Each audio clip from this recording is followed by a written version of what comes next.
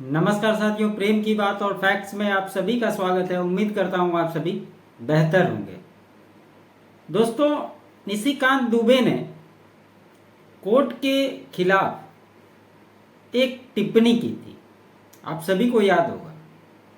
और उसी के लिए कोर्ट में सुनवाई हुई और उन पर जो मुकदमा हुआ था वो कोर्ट ने खारिज कर दिया। ये घटना क्यों स्टार्ट हुई थी, आप सभी को वो बातें याद दिलाना जरूरी है। वक्त बिल जब संसद से पास हुआ था तो इस देश में दंगा भड़काने की कोशिश की गई थी, या यूं कहें कि दूसरा शाहीन बाग वाली स्थिति बनाने की कोशिश की गई थी। बाकी सारे देशों में, बाकी सारे राज्यों में तो कुछ नहीं हुआ, लेकिन बंगाल के मुर्शिदाबाद में जो हुई वो दिल दहलाने वाली घटना थी। और ऐसे भी जब भी बंगाल में किसी तरह की घटना होती है तो वो इसी प्रकार की होती है। ममता बनर्जी के राज में ये लगातार बंगाल की स्थिति बहुत ही दयनीय हो गई है और इसी को लेकर ये टिप्पणी हुई थी। और जब इस मामले पे चर्चा आगे बढ़ी और एक मामला हुआ था तमिलनाडु का, जब 3 जजों की खंडपीठ ने एक आदेश पारित किया था राष्ट्रपति महोदया के खिलाफ और राज्यपाल को भी निर्देशित किया था, जो कि इस देश में इससे पहले कभी नहीं हुआ था। यहीं से ये मामला बढ़ा था। तो इस पर उपराष्ट्रपति जगदीप धनखड़ हो, कई सारे लोगों ने इस पे आपत्ति दर्ज की थी और इसी वजह से खुले मंच पर इसका विद्रोह शुरू हुआ था। लेकिन निशिकांत दुबे जी ने खुलकर कहा था कि इस देश में इस माहौल जो हो रहा है इसकी जिम्मेवारी सीजेआई जस्टिस खन्ना के ऊपर डायरेक्ट उन्होंने ये किया था। और इसी को लेकर जितने भी बड़े बड़े वकील हैं उनको मिर्ची लग गई और मिर्ची लगने के बाद ये सारी कहानी शुरू हो गई। लोग पहुंच गए कोर्ट में और जो Kapil Sibal supreme court bar association के प्रेसिडेंट भी हैं, उन्होंने एक रेजोल्यूशन भी पास कर दिया कोर्ट के अवमानना को लेकर, बाकी सारी बातों को लेकर। तो आज क्या हुआ इसी के बारे में थोड़ा सा जानते हैं। जब निशिकांत दुबे के खिलाफ याचिका लेकर कोर्ट में पहुंचे थे तो उस समय कोर्ट ने कहा था कि हम डायरेक्ट सुनवाई नहीं कर सकते, ये एक प्रोसीडिंग है, इसमें ये मामला अटॉर्नी जनरल के पास जाता है। जिस तरह से सरकार के कार्यों को देखने के लिए सॉलिसिटर जनरल होते हैं, उनसे ऊपर अटॉर्नी जनरल होते हैं, उनके पास इस मामले को ले जाया जाता है। वो डिसाइड करते हैं कि इसमें अवमानना का केस चलेगा या नहीं चलेगा। लेकिन वहां से जब कोई जवाब नहीं आया तो इनको थोड़ी सी छटपटाहट हो गई। हालांकि बाद में कोर्ट ने कहा ठीक है, हम इस पर सुनवाई करेंगे। निशिकांत दुबे ने क्या कहा था उस बात को भी समझिए। उन्होंने स्पष्ट तौर पे कहा था कि इस देश में गृह युद्ध के जिम्मेदार सीजेआई संजीव खन्ना है और इसी के वजह से ये पूरी बिलबिलाहट हो गई थी। अब जो प्रोपेगेंडा फैलाने की कोशिश की गई कि उनको तुरंत गिरफ्तार हो जाना चाहिए, ये होना चाहिए, वो होना चाहिए, उन्होंने तो कोर्ट की अवमानना कर दी। जबकि इस कानून के तहत 2000 रुपये की जुर्माना और अधिकतम 6 महीने की सजा होती है। तो कौन सा लॉ लगाकर उनको जेल में बंद करेगा? ये भी तो होना चाहिए कि जिस मामले में 2000 रुपये का अधिकतम जुर्माना और 6 महीने की सजा हो, उस पर किस तरह की अवमानना और किस तरह का उस पर लिटिगेशन फाइल होगा कि उसके ऊपर में केस चले। तो ये सारी बातें हुई थी। ये मामला जैसा कि मैंने बताया आपको कि पश्चिम बंगाल के मुर्शिदाबाद जिले में जब वक्त संशोधन कानून के विरोध में हिंसा भड़की थी, उसी के खिलाफ इन्होंने बयान देते हुए सुप्रीम कोर्ट पर टिप्पणी की थी। सुप्रीम कोर्ट में chief justice of India Sanjeev Khanna के बारे में भाजपा सांसद निशिकांत दुबे के खिलाफ दायर अवमानना याचिका सुप्रीम कोर्ट ने खारिज कर दी। कोर्ट ने कहा कि हमारे कंधे चौड़े हैं। अब किस तरह के चौड़े हैं ये तो नहीं पता है, लेकिन उन्होंने कहा कि हमारे कंधे चौड़े हैं और ये सभी जानते हैं कि किस तरह के चौड़े हैं और हम याचिका पर विचार नहीं करना चाहते।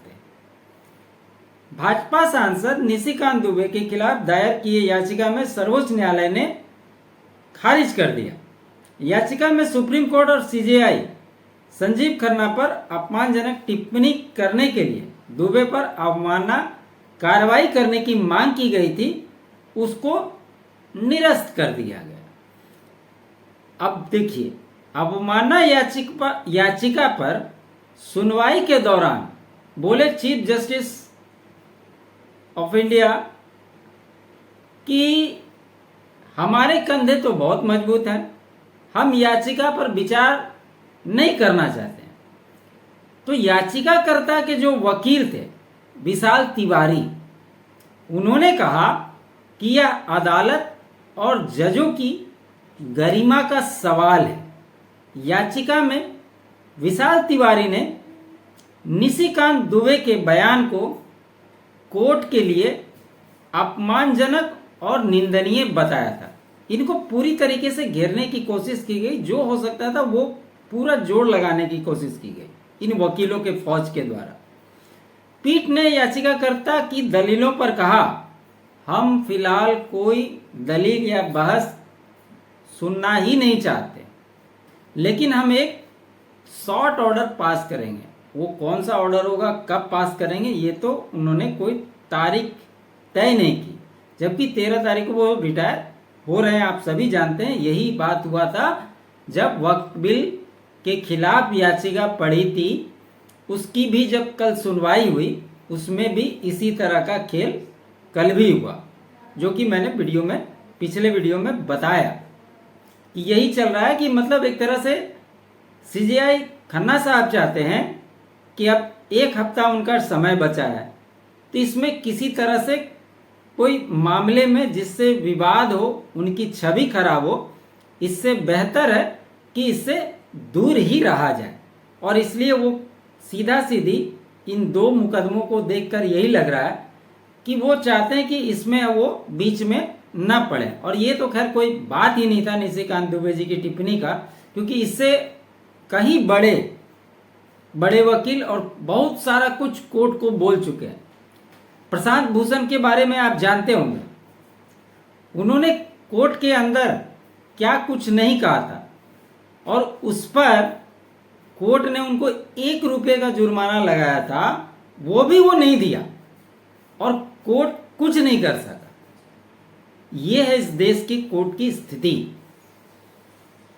और ये लोग जब अपने ऊपर आता है तो ये लोग छटपटाने लगते हैं। ये वही निशिकांत दुबे हैं, जब संसद के अंदर महुआ मोइत्रा टीएमसी की जो सांसद थी, उनके ऊपर उनको कहा था, एक्सपोज किया था कि ये अपना आईडी पासवर्ड विदेश में किसी को दिया, वहां से उनको क्वेश्चनिंग करने के लिए बोला गया और इन्होंने क्वेश्चन की, उसमें उनको साबित किया और जिसकी वजह से महुआ मोइत्रा की सदस्यता रद्द हो गई थी। और तभी से ये जो विपक्षी लोग हैं, इनको बहुत जबरदस्त तरीके से मिर्ची लगी पड़ी थी और उनको लगा कि ये इससे बढ़िया कोई मौका नहीं हो सकता और इसी मौका को उन्होंने भुनाने की कोशिश की, जिसको कोर्ट ने निरस्त कर दिया। इस घटना के अगले दिन ही निशिकांत दुबे जी ने एक और ट्वीट किया।